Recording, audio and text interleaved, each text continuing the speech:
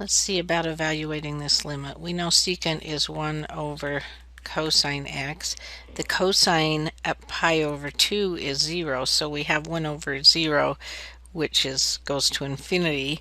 Denominator, we have 1 plus tangent, which is sine over cosine, so we have the same kind of an issue of it is going towards infinity then as the denominator goes to 0. So we do have an indeterminate form, infinity over infinity. We could do some algebraic manipulation, or we could apply L'Hopital's rule, and that's what we're working on in this section, so that's the way we're going to do this one.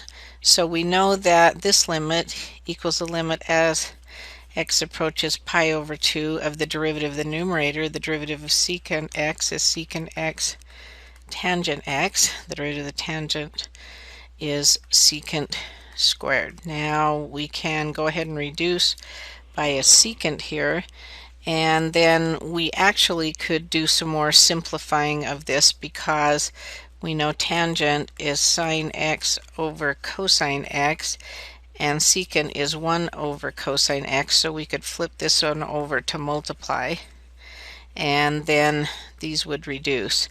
So we have the limit as x approaches pi over 2 of sine x, and we know that that is 1. Let's look at our second limit here that involves trig functions. We have the limit as x approaches pi from the left-hand side. Well, the sine of pi is 0. Cosine of pi is -1. And so we could work this and have 0 over 2. It is not indeterminate, so we would not apply L'Hopital's rule. And it's always good to look at these because you get so happy applying the rule that sometimes forget to double check and make sure we do have an indeterminate form before we use the rule. So we have no need of using the rule here because the denominator is not 0.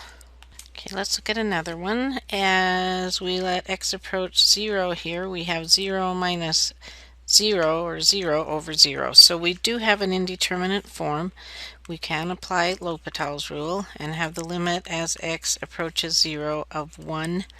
The derivative of sine is cosine, so minus cosine x over 3x squared. And if we let x approach 0, the cosine of 0 is 1, so we have 0 over 0, indeterminate form again. So we can apply L'Hopital's rule again and have the limit as x approaches 0 of the derivative of negative cosine is going to be sine x over 6x. We can see we still have the indeterminate 0 over 0. Let's apply L'Hopital's rule again. And the derivative of sine is cosine and over 6. And we now stop because the cosine of 0 is 1 and the denominator is 6. Looking at this next one, e to the 0 is 1, and 1 minus 0 minus 1 is 0 over 0. So we do have an indeterminate form. We can apply L'Hopital's rule. This equals the limit as x approaches 0 of the derivative of the top, which is e to the x minus 1, over the derivative of the bottom, which is 2x.